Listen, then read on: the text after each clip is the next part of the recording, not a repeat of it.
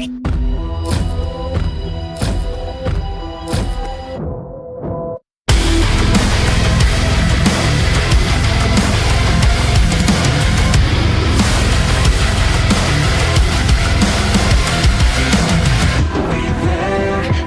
now got Danny on the line from Ashes to New. Now, you guys are set to return with a brand new album and a UK date over here. I think the album and the UK date come out on the same day, 17th of April. Yes, we're essentially having a little album release show. Although we didn't market it like that, maybe we should have.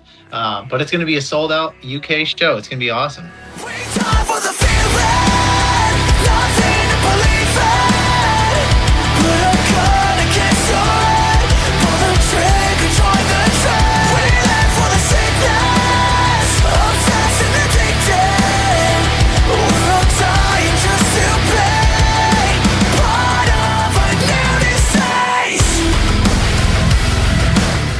And so this is the brand new album, Reflection. It's your 5th studio album? Yeah, I believe so. I've stopped counting, but that sounds right.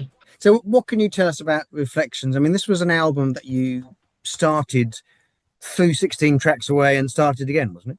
Yeah, the first half of the studio time that we did, we normally have, I think it's like 8 to 10 weeks in the studio. And we went in, we wrote some stuff. I think then we had to go do other things, and then we came in to record, and we were working, and we just felt like it wasn't going the direction that we wanted it to. Obviously, there was a lot of pressure with the success of Blackout and trying to one-up that album. I think that can sometimes send you snowballing down a hill and just kind of being like, it has to be better, we have to beat this album. And then we got to the end of that session, we were like, this is not going to cut it. Like, we need to scrap up, like this song and this song is good, but the rest of it we need to scrap, and we need to come in with our big boy pants on and take care of business. And then we did, and we worked our asses off until probably literally the day that it was due, and was changing things out, improving parts, putting everything under a microscope and making sure that it was the best that it could possibly be. I know disease is what we want, but what we do instead is dream of demons defeating us till there's nothing left. And we believe it that we're feeling the best when the gods are pressed against the head. We're on a fast track looking for another condition, but now we're half past dead. We're the opposition. We got bad habits and we're always pushing the limits. Just a mass at madness, a love and the sickness. And was that a case of literally throwing away those songs or reworking them? I mean, and if you were throwing them away, does that mean we will ever see them as there's no such thing as a B-side these days, but, will we ever see the light of day, or did you just take them, put them away and start again? Yeah, a lot of them were like halfway written and recorded. And the first time that we went in the studio, a lot of it was like, kind of demoing it out essentially, and nothing was for keeps, but we got those songs into a place where we could tell what the song looked like. It's like, okay, maybe we don't have the bridge or the ending figured out or whatever, but we essentially know what the song looks like. And if the bones aren't good, it's not worth spending the rest of our time trying to make it good. No one wants to put lipstick on a pig or polish a turd. So we looked at the songs, and anything that was good, I think there was like one song where we were like, this one bridge is like really cool. Maybe we can fit it into something else. And so there were a couple moments of that, but a lot of the other stuff that we worked on will never see the light of day because it was just not good.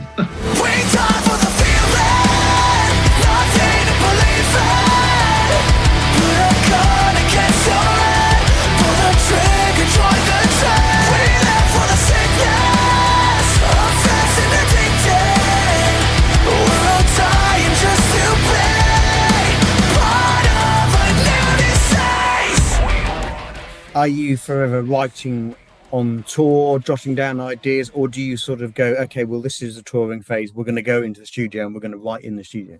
Yeah, we had a bad habit of not writing all the time and working on things. And I think that's why we had a Blackout hangover, to where we went in the studio and it was like, we wrote and recorded Blackout in early 2021, and there was plenty of subject material. The world was in this everything was bad at the time. We were all pent up at home and full of rage and aggression and wanting to get back out and living our lives. So there was a lot of good writing material, and we were just desperate to get back to our dream.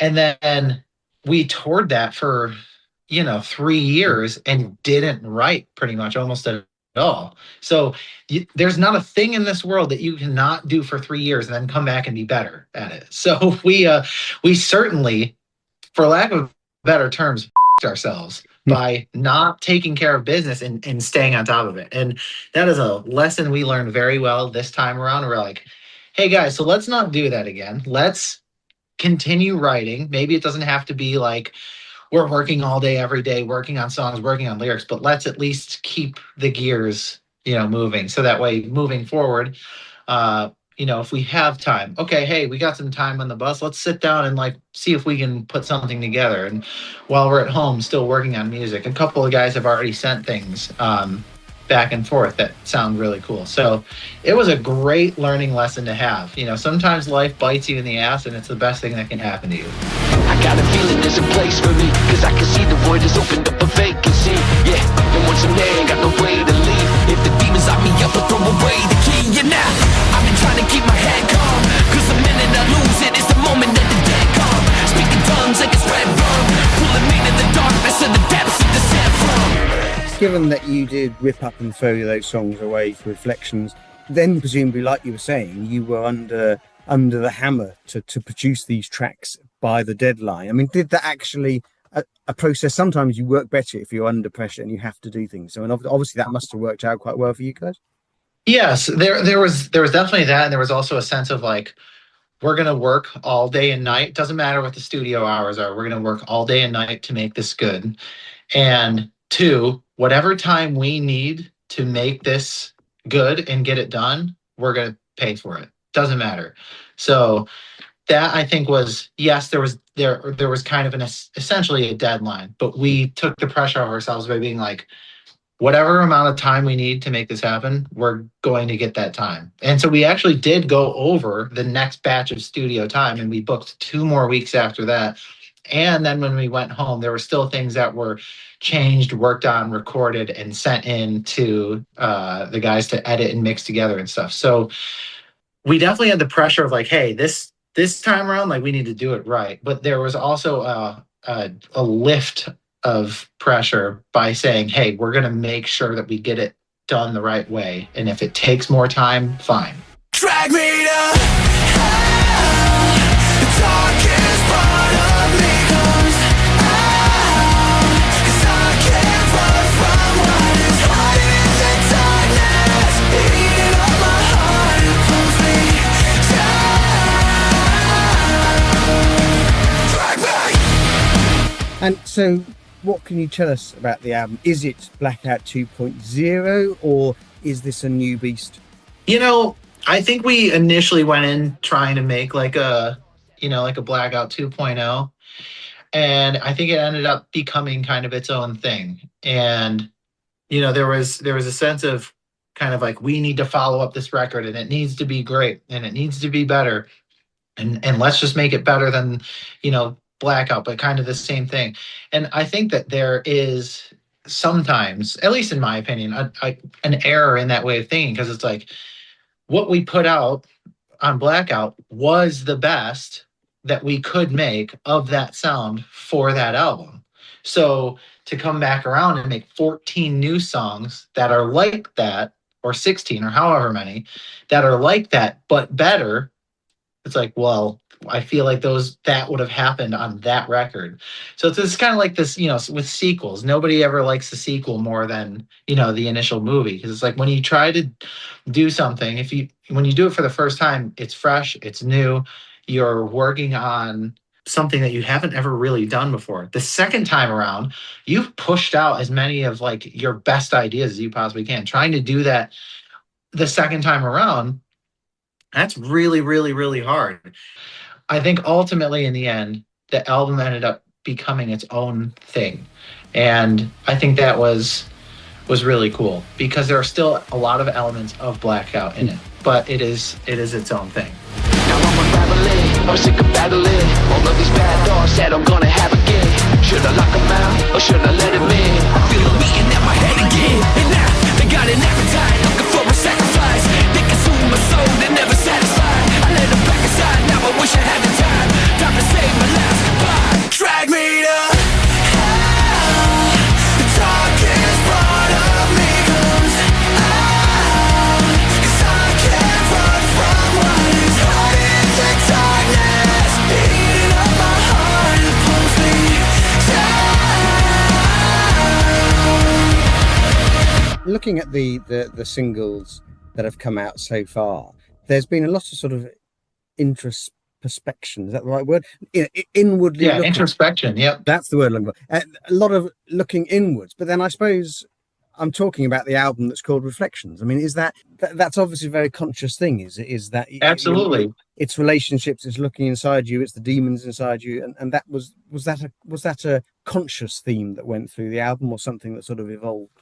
Yeah, it evolved as it went, but there was a conscious effort in the beginning where it was like, we want this to, represent kind of like the struggles of life, and how, life is not a straight line. You don't just start here and finish here, wherever it is. You maybe are in a really good place and then something happens and it falls apart and you go down, you're back up. So there's a lot of heaven and hell metaphors, and a lot of growth in life is uncomfortable. Actually, I would argue all change, all growth is uncomfortable. And so that's where the butterfly eventually came in, because butterfly represents metamorphosis. And so in order to change and grow, you have to look at things and learn from your mistakes, and you have to work at it, and you have to put in the effort. So the heaven and hell metaphors, the butterfly and metamorphosis and changing and growing and reflecting on your life, it all kind of is part of the theme. With every breath you're holding, the tension rises slowly. You can't avoid the warnings, you can't ignore. The tough along your shoulder says come a little closer. It takes your body over, you lose control. You got that nervous feeling, feel it deep in your chest. The shadows on the ceiling, what you see in your head. I know that you ain't keeping your monsters under the bed, but the feeling's what you wanted instead. I always think it seems strange in that some of your songs are very heartfelt and very meaningful, and you're bearing your soul, you're wearing your heart on your sleeve. Now, that must be quite self-conscious for you to do that, but then to have people react in such a way that they do to songs and relate to it, sometimes in a different way, because sometimes a song you've written about a relationship, can be interpreted about mental health, or perhaps they overlap. But are you ever not shocked, but taken a step back by the reaction your songs can generate in people? I think we're a lot more alike than people realize. And I know, at least for me, I grew up going to church, and I always was like, why don't I feel anything here? Why can't I associate the way everybody else does?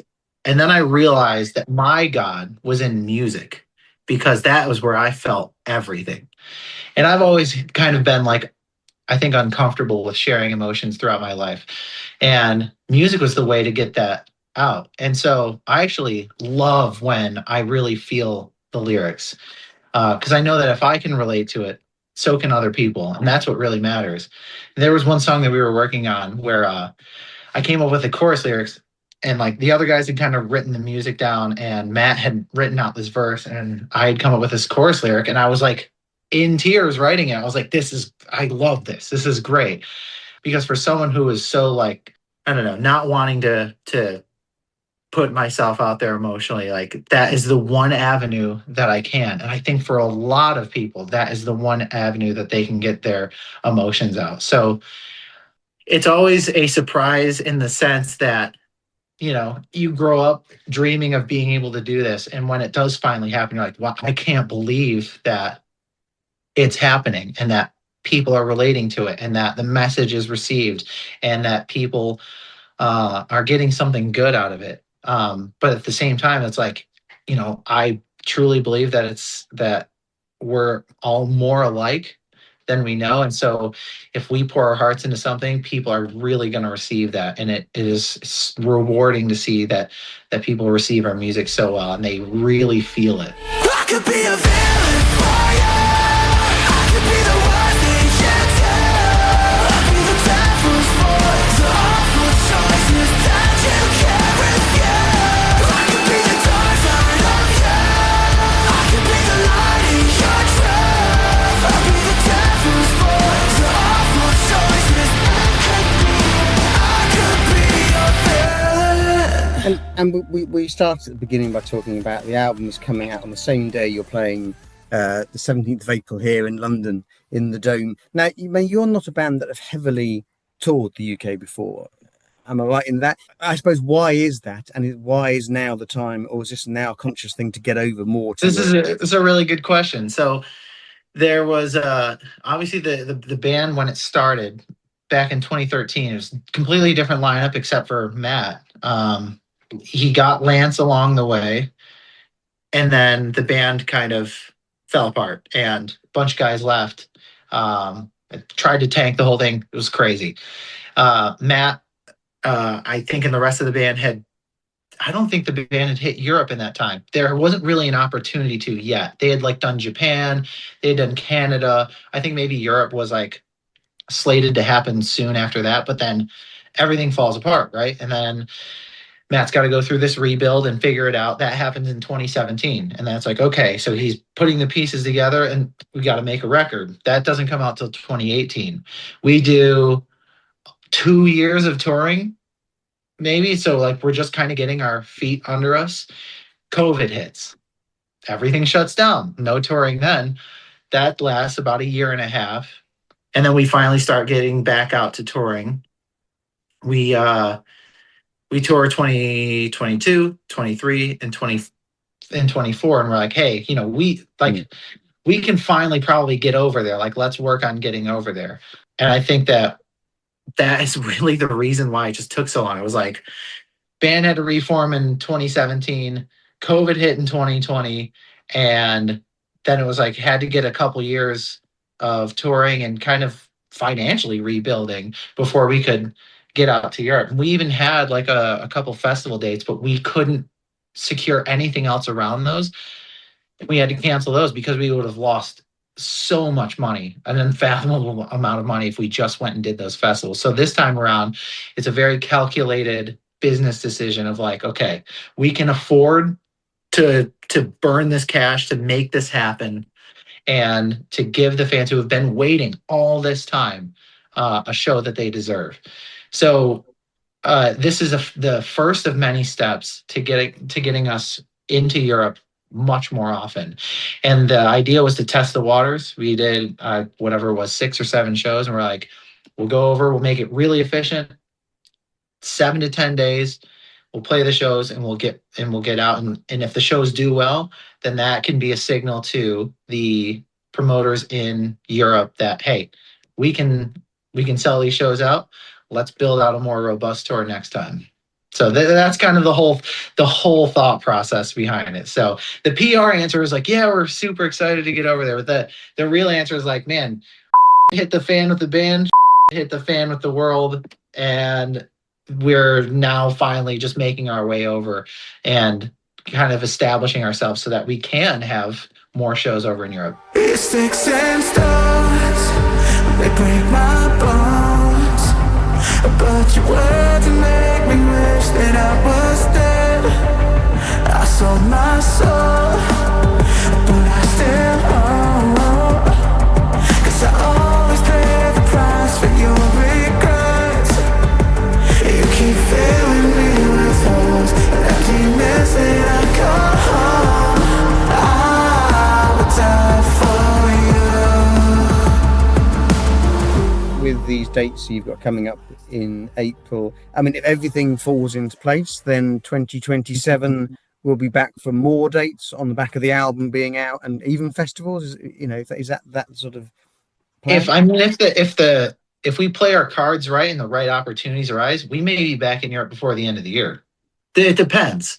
We're looking at Europe, we're looking at Australia, and it kind of just depends on what comes across our desk, and what opportunities there are. But the idea is that, we're doing all these tours. We're going to be out until the beginning of September, and then we'll probably be home for September. And then it's like October, November, December is like, okay, can we do something in Europe or Australia? So 2026 may have more in store for Europe. We'll see. We don't know yet, but definitely the idea is for 2027 to come over and do all the festivals. Fingers crossed. So.